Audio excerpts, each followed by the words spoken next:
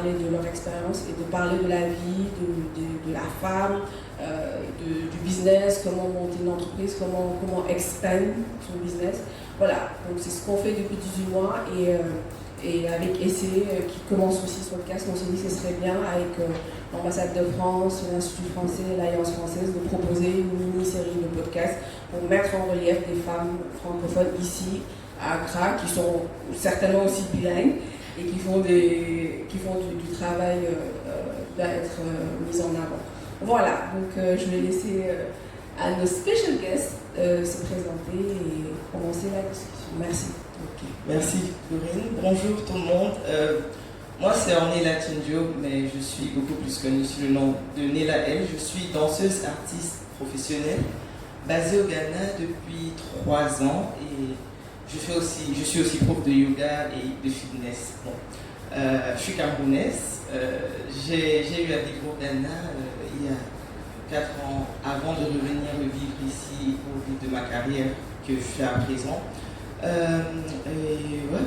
Bon, je pense que le reste va se discuter plus, on va prolonger, mais bon, oui, vraiment ravi d'être là et honoré d'être ici. Merci, c'est Victorine. Je passe la parole. Bonjour, je m'appelle Bi Arthur. Je suis russo-ghanéenne, ça veut dire moitié russe, moitié ghanéenne. Le français, je l'ai appris ici, à l'Alliance française. J'ai passé 5 ans ici, à l'époque. J'ai travaillé pendant 15 ans dans la mode. Je suis toujours restée dans les arts. Donc, de la mode, je suis passée à la télé. Après, j'ai travaillé en tant qu'attachée de presse pour un sculpteur. En ce moment, j'ai créé des vidéos, des clips vidéo dont le but est de promouvoir les artistes. Voilà, merci pour l'invitation. Bonjour tout le monde, je m'appelle Crystal Tété, je suis malgache et ghanéenne. Je vis au Ghana, j'ai grandi ici, je suis née en Russie, vécu quelques années en France et aussi à Madagascar. Et je suis de retour en 2017. J'ai appris le français grâce à ma mère qui était prof de français. Qui à l'époque me saoulait avec le cours obligatoire à la maison. Et oui, enfin bref, c'est ça mon... Ah, qu'est-ce que je fais? Je suis artiste dans plusieurs domaines, mais souvent je suis connue en tant que poète et chanteuse. Je viens de sortir mon podcast aussi, Curating Dreams, a Creatives Podcast, il y a une semaine. Je suis vraiment ravie d'être là. Merci à Victorine. Merci à vous. Je me présente aussi rapidement. Alors, je suis Essai et l'Alliance française a un lien particulier pour moi parce que je suis venue directement de France ici en 2013 pour faire un stage. Et en fait, je ne suis jamais partie. Donc, je suis restée pour travailler à l'Alliance pendant presque 4 ans. Ensuite, je suis partie au Nigeria où j'ai fait la même chose, donc chargée des événements culturels à l'Alliance française de Lagos. Je suis revenue et j'ai organisé un festival hip-hop. 2 éditions et là on a fait partie et maintenant j'ai toujours cet amour pour les arts et la culture, mais j'essaye de vraiment être plus spécialisée sur la culture hip-hop, donc avec Julio Teens et le développement des arts visuels avec This Novi Art, mais j'ai aussi forcément de fortes attaches avec la langue française. Et donc, j'essaie aussi de faire la promotion de tout ce qui a un rapport avec la langue française. Et j'ai donc lancé mon podcast qui s'appelle The Village by This Novi Art. Et aujourd'hui, on fait donc un crossover entre The Village by This Novi Art et Franglo by Miss B. Voilà. Merci encore à l'Alliance française, bien sûr, l'Institut français et à l'ambassade qui nous donne l'opportunité de faire ce joli programme aujourd'hui. Alors, on va rentrer dans le vif du sujet.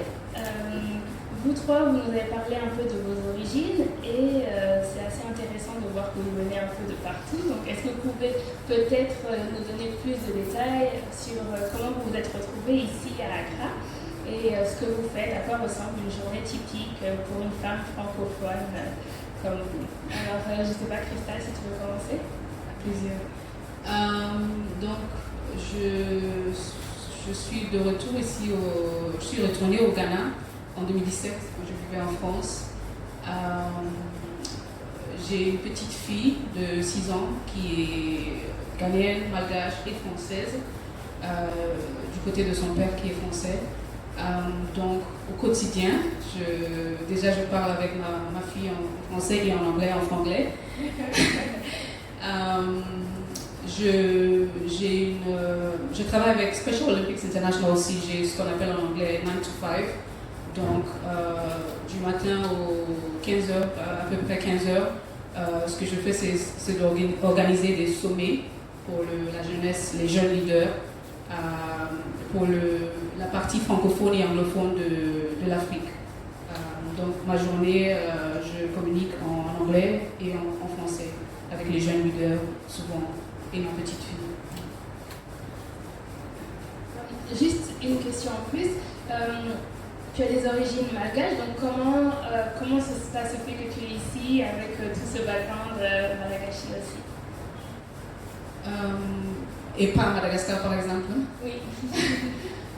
C'est intéressant comme question. J'ai grandi ici et c'était un choix vraiment intentionnel vers mes 30 ans de déménager à Madagascar.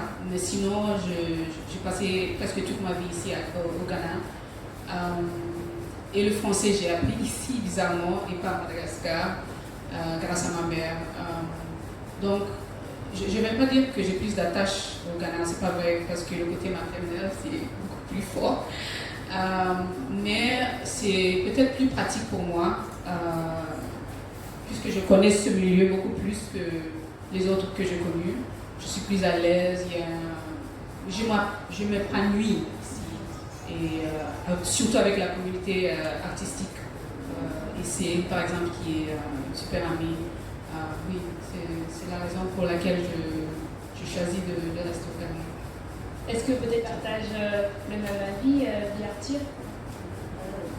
Dans quel sens? Dans le sens que c'est plus facile peut-être d'être ici au Ghana qu'en Russie, notamment pour la variété, tout ce qui se passe au niveau des arts et de la culture. Oui, déjà pour moi, en tant que femme de couleur, c'est déjà plus facile d'être ici que d'être en Russie. On ne va pas rentrer dans ça parce que sinon. Mes parents, j'ai grandi en Union soviétique avec une grand-mère russe qui parlait 6 langues. Je l'admirais beaucoup.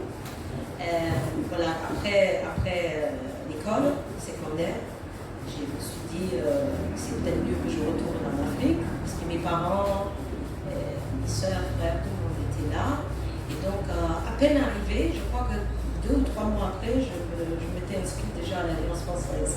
Tellement j'admirais ma grand-mère parce que, en fait, elle est née à Paris. Elle est née à Paris. Après, avec ses parents, je crois qu'ils ont vécu à Athènes. Donc, déjà, j'avais une grand-mère qui parlait 6 langues. Ça veut dire qu'elle parlait allemand, russe, ukrainien, yiddish, français, tout ça. Et pour moi, c'était quelque chose d'extraordinaire. Et avant d'aller vivre avec elle, au Ghana, souvent, les gens parlent aussi plusieurs langues. Donc je pense qu'on a l'habitude, quelqu'un qui parle Twi, parle aussi le Gan, peut-être Ewe. Et j'ai toujours trouvé ça magnifique, parce que pour moi, une langue, c'est la chose, vraiment, c'est pas la couleur qui unit les gens, c'est la langue. Oui. Et donc voilà, j'ai toujours voulu apprendre français. À peine arrivée, je me suis inscrite. Et voilà. Et après, le français, honnêtement, pour moi, je le parle tous les jours parce que déjà, mon jardinier, c'est un Burkinabé. Donc déjà, il parle mal anglais. Oui. Ma mère est russe, tous les jours, je communique avec elle. Elle, après 50 ans, l'anglais, c'est vraiment zéro. Donc, je suis obligée. Donc, j'ai cette habitude de tous les jours pratiquer au moins 3 langues. Et ça fait partie de moi. Pour moi, c'est ma réalité. Je n'imagine pas vraiment parler une seule langue. Puis c'est rigolo quand je voyage en France avec mes amis, on parle en anglais. Mais quand on est ici, si quelqu'un est francophone, on parle en français. T'es pas perdu entre toutes ces langues à chaque fois? Pas du tout. Pendant 5 ans à l'université, j'ai étudié la linguistique. Donc ce qui m'intéressait beaucoup, c'est le code switching. Ça s'appelle code switching. Et je pense que, comme je disais, déjà, mon côté ghanéen, c'est programmé dans la tête. On a l'habitude de parler plusieurs langues. Et puis de côté de ma mère aussi. Donc je crois qu'on est né déjà avec, j'ai cette facilité, et je peux changer d'une langue. Oui, oui. Mais bien sûr, si je suis avec quelqu'un qui parle tous les 6 ou les à peu près 6 langues que je parle, eh ben on peut avoir une conversation, souvent c'est très bizarre. 2 mots en français, 2 en russe, un autre machin. Et maintenant que j'ai appris un peu l'italien aussi, des fois je dis, ah que bello. C'est vraiment terrible, mais c'est amusant. C'est bien parce que je me suis rendu compte que dans chaque langue, tu as vraiment des expressions ou des mots qui expriment vraiment ce que tu veux dire, précisément. Voilà, donc tu dis quelque chose en français, si tu dois dire ça en anglais, il te faut une phrase de 10 mots. Or, en français, c'est exact, c'est boum. Donc, quand tu es avec quelqu'un qui est quadrilingue ou je ne sais pas quoi, c'est facile. Tu commences avec tree, et puis tu termines avec c'est super. Et ça donne une ouverture d'esprit. Moi, ça m'a facilité la vie parce que j'ai bougé beaucoup. Si j'ai pas mal de succès dans le pays francophone en tant que créatrice de mode. Pourquoi? Parce qu'à l'époque, j'étais la seule qui pouvait communiquer en français. Donc tout le monde, quand ils envoyaient des invitations, tout le monde, j'étais la seule qui pouvait répondre. Sur place, c'était facile. Il ne fallait pas un traducteur ou traductrice.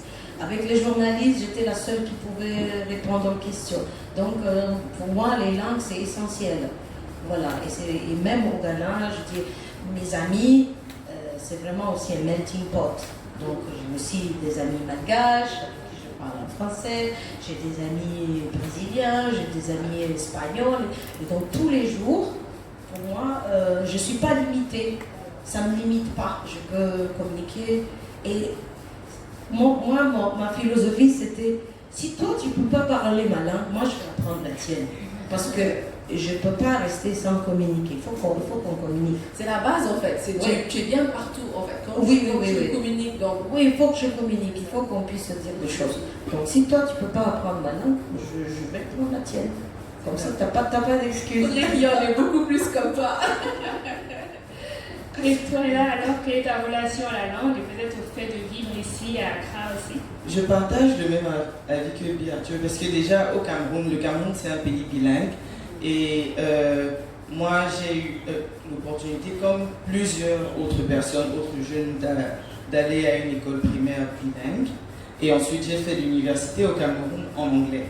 Donc ça m'a déjà donné un avantage et le fait de vivre aussi dans une ville francophone au Cameroun, ça fait que, comme elle parlait de code switching, je suis habitué à ça facilement parce que tu es ici, tu parles anglais, tu es là-bas, tu parles français. Et on a aussi ce qu'on appelle le franc-anglais. Tu vois ça, chacun... On disait la fois dernière que ça devrait être une langue, le franglais. Tu vois, parce que franchement, et je trouve ça très unique justement dans chaque pays francophone. C'est pratiquement différent, mais tu comprends quand même. Tu parviens quand même à comprendre ce que la personne veut dire. Et maintenant, venu ici au Ghana, je suis d'abord venu au Ghana à travers une compétition de danse, Malta Guinness, à l'époque, c'était en 2000, ouais. Voilà, en 2011. Donc, après, et je pense que après ça, je suis rentrée au Cameroun, mais j'ai trouvé ici une opportunité quand même de pouvoir explorer et puis grandir dans la danse et dans le yoga, la fitness, parce qu'à ce moment au Cameroun, c'était pas encore trop ça, je vais dire. Donc, j'ai saisi l'opportunité à l'époque. Donc, je suis venue ici vivre quelques années. C'est là où on s'est rencontrés à l'époque. C'était plein. J'ai même enseigné ici dans cette salle la danse. C'était en 2013, si je me souviens bien. Et puis, j'ai vécu ici toutes ces années-là. Je suis retournée au Cameroun en 2016. Et toutes ces années, je parlais toujours anglais ici et français. Surtout que le fait de parler français m'a donné beaucoup d'avantages côté emploi. J'ai pu travailler ici à l'Alliance française, j'ai aussi pu, parce qu'à ce moment aussi, je voulais me donner l'opportunité de me lancer dans cette carrière. Donc, je travaillais aussi avec des gens qui, pour majorité, étaient des expatriés.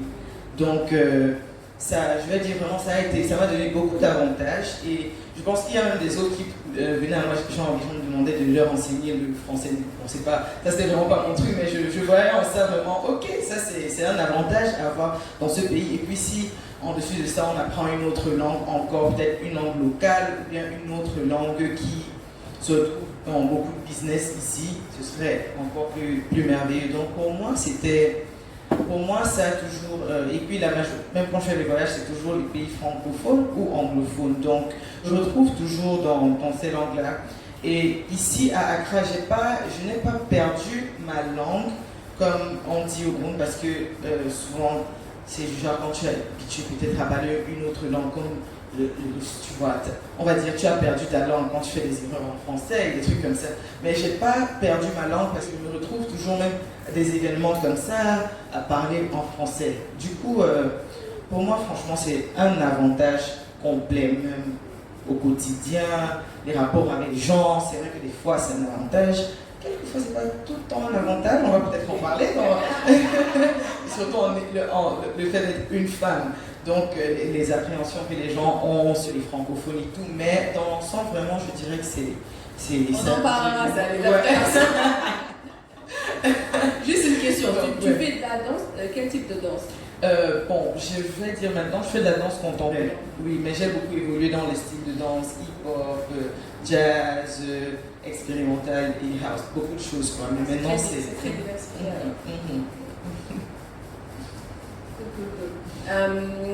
Et du coup, c'est très intéressant tout ce que vous faites. Et pourquoi, moi je pose la question, parce que moi je ne me définis pas comme artiste, par exemple, et il est très artistique.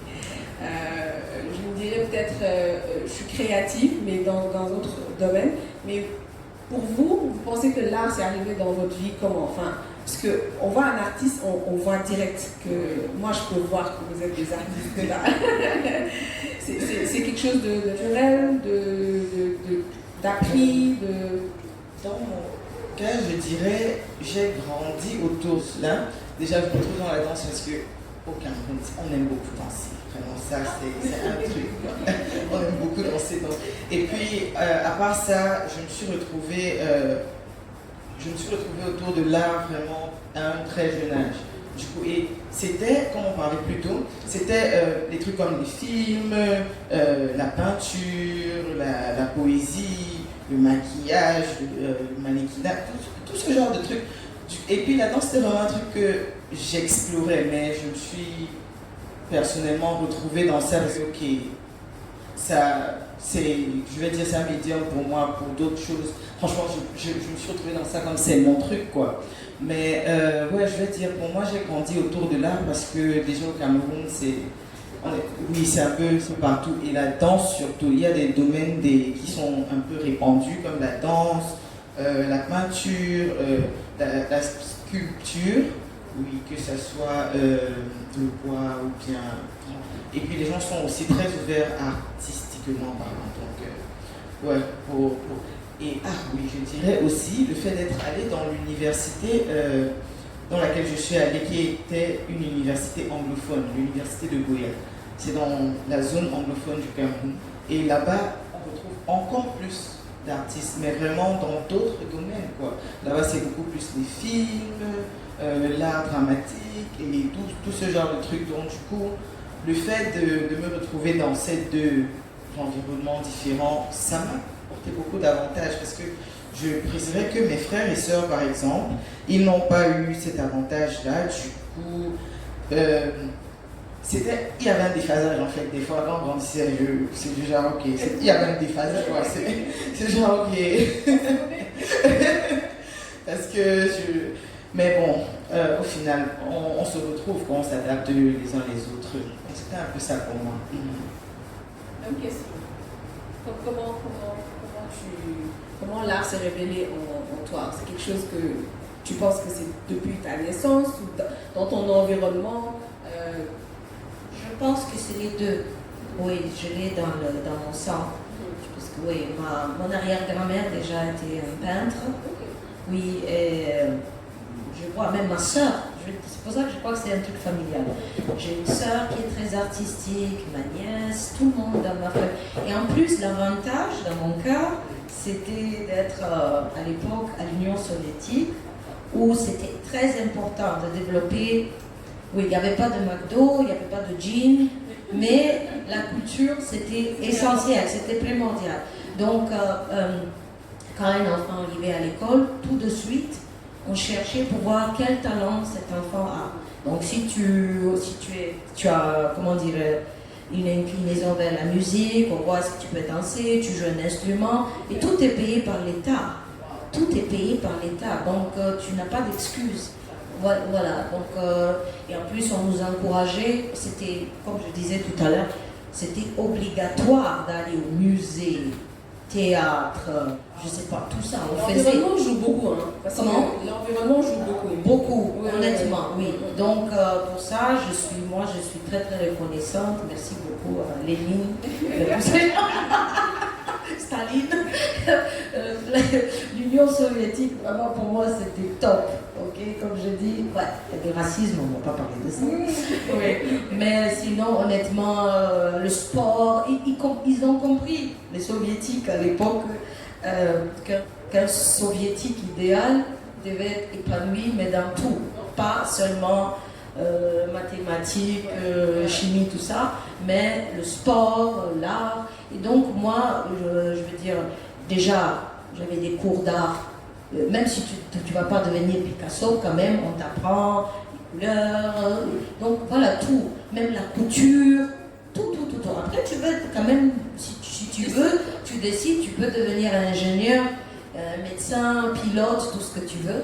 Et en plus, je dois dire que, peut-être en France c'est comme ça, mais je ne sais pas, je n'ai pas grandi en France. Mais en tout cas, en Union soviétique, ce qui était bien, en tant que femme, on ne m'a jamais dit que les professions que je ne pouvais pas.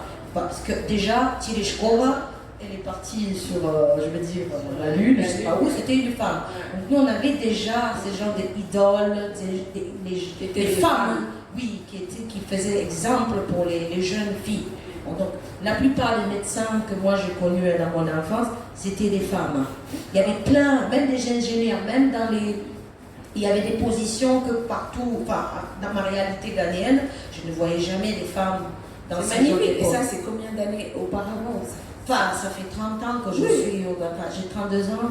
Oui, mais je veux dire, c'est avant-gardiste. Aujourd'hui, on se bat toujours pour ça, tu vois. Oui, donc honnêtement, ça, il y a plein de choses qu'on peut critiquer dans l'Union soviétique, mais je pense que côté éducation, c'était top, c'était fantastique. Et donc, comme j'avais cette possibilité d'essayer avec tout, quand même je voulais travailler avec les langues, parce que ça c'est grâce à ma grand-mère.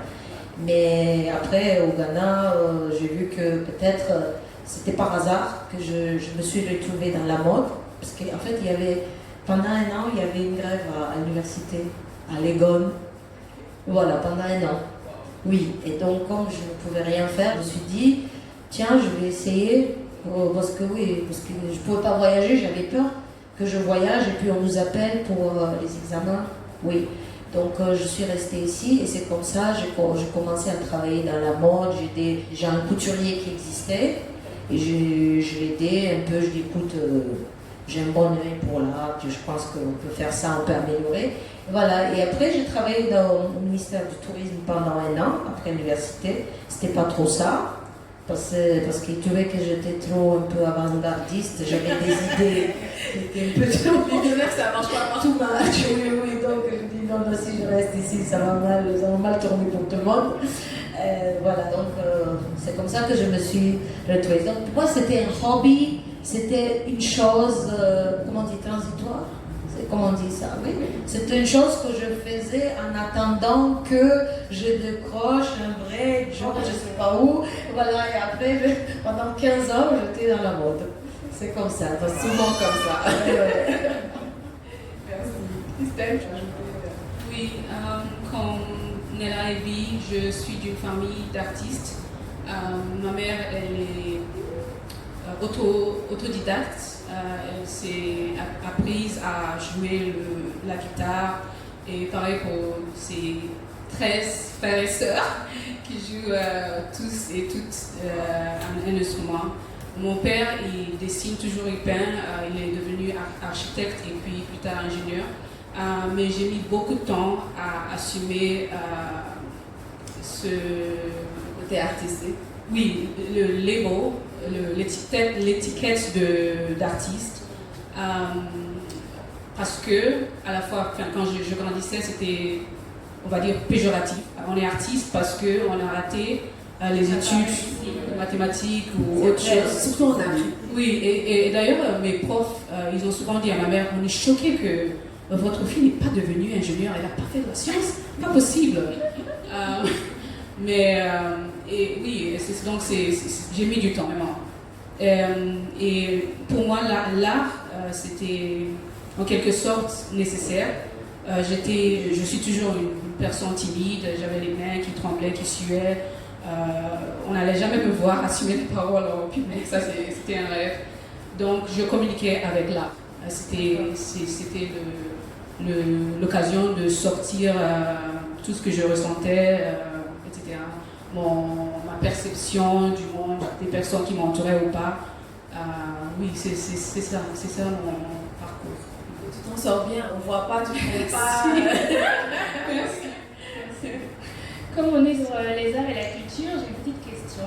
Est-ce que vous, personnellement, vous consommez des contenus culturels français ou francophones? Est-ce que vous avez des recommandations? Qu'est-ce que vous lisez? Qu'est-ce que vous écoutez en ce moment? Ou qu'est-ce que vous regardez, qu'il soit en français? Je suis toujours avocate, c'est ça? Avocate de la littérature africaine. Ce label aussi pose des problèmes, mais c'est un truc politique, on ne va pas y aller. Mais je veux dire, par exemple, maintenant je fais exprès, je lis intentionnellement les auteurs, les autrices surtout, d'origine africaine. Donc, par exemple, Leonora Milano, Fatou Diomé, j'écoute intentionnellement de la musique. Surtout des femmes d'origine africaine. Il y a de la Gambie, Sona Diabaté, Dobé Niahore, Wiala du Ghana, et ainsi de suite. Non seulement pour m'imbiber des cultures diverses de mon continent, mais puisqu'on est sur le sujet des femmes résilientes, de m'inspirer, de m'entourer de cette énergie positive que ces femmes surtout m'apportent. Et ça c'est pour moi égoïste. Donc le monde est plein, et surtout maintenant on est en pleine pandémie de Covid, on voit les gens mourir, on est entouré de tristesse, etc. Donc il est surtout important, au moins pour moi, en ce moment, d'avoir assez d'énergie positive. Et je recommande, quand on écoute la musique du continent, de la littérature, on peut lire autre chose, mais c'est aussi, ça apporte beaucoup.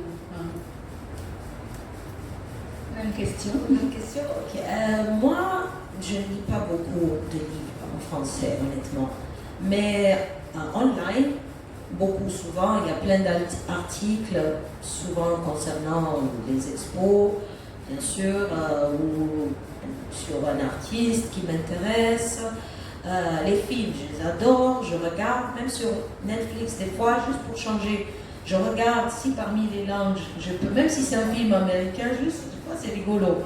Si il y a l'option, je Quel est le dernier film sur Netflix que tu as regardé en français? En français, Lupin. Lupin, Lupin, je l'ai vu en français. Oui. Donc oui, les films, il y en a beaucoup. Je ne sais pas, j'ai adoré Il a déjà tes yeux. Qui a vu ça? Oui, on l'a vu aussi. C'est quoi? Behind the Eyes. Non, il a déjà tes yeux. Avec Aïssa Maïga. Oui, super. Ah, je regarde ça. C'est une superbe actrice. Elle est malienne. Elle est malienne. Très belle femme, oui. Non, c'est un super film. Déjà, pour moi, comme je dis, la langue française fait partie de ma vie. Ok, tous les jours, je ne parle pas parfaitement, c'est pas grave, moi j'ai l'audace. Tu es la première russe ghanéenne que j'entends parler français comme ça.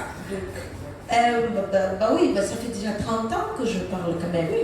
Vivant, en temps, au Ghana. Oui. Parce que des fois, ça me flatte, on me pose cette question. Vous avez vécu en France? C'est très atypique. Non.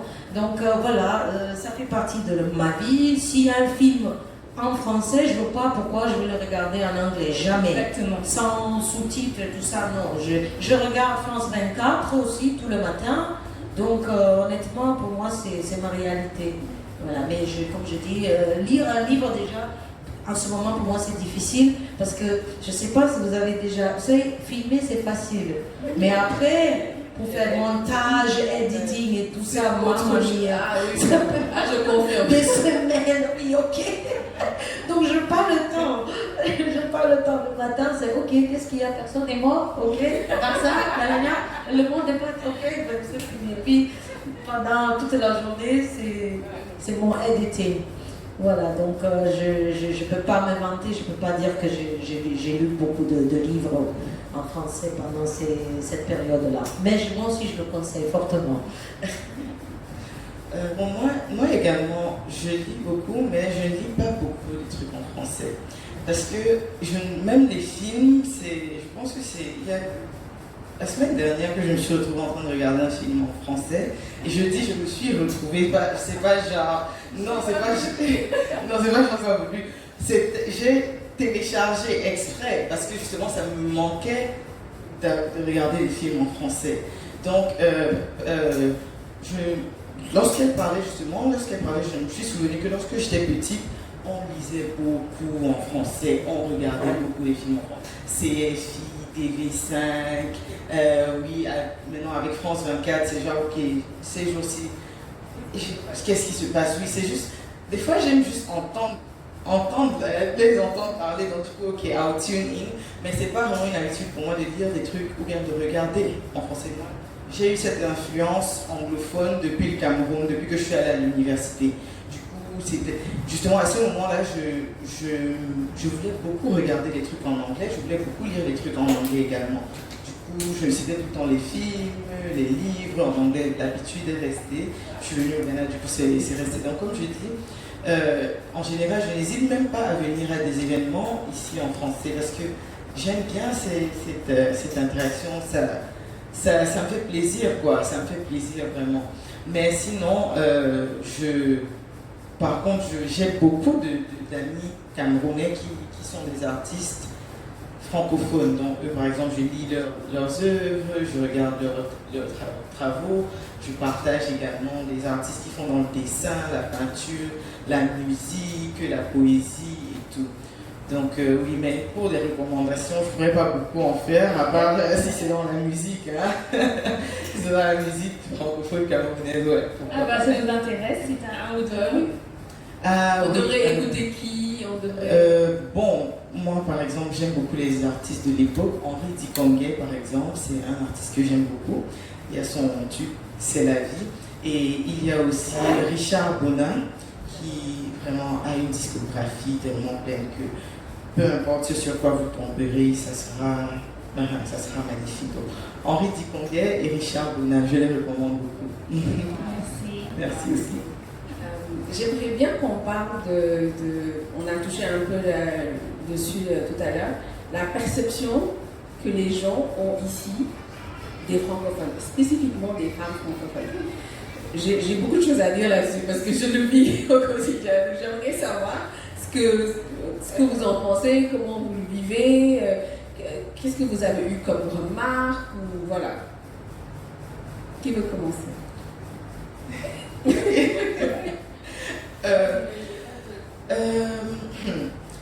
En général, en tant que ça a varié au cours des années, mais ça n'a pas beaucoup changé au fond. Parce qu'il y a toujours cette perception que les femmes francophones sont très c'est blunt, outspoken, direct, droit au but. Il y en a qui vont dire que c'est de l'arrogance, il y en a qui vont dire que c'est de la fierté et tout. Mais pour moi, je ne pense pas que ce soit le cas, parce que je pense que c'est un truc qui est dans la culture, et je comprends que c'est justement cette différence de culture-là qui soulève ces sujets-là. Donc pour moi, c'est ça dans l'ensemble. Et puis au quotidien, je dirais aussi qu'il y a des fois j'ai des faveurs qui me sont faites parce que je suis une femme francophone. La majorité, c'est beaucoup plus le cas, même j'ai beaucoup de faveurs qui me sont faites parce que je suis une femme francophone, mais aussi, il y a des rapports qui ne sont pas très simples parce que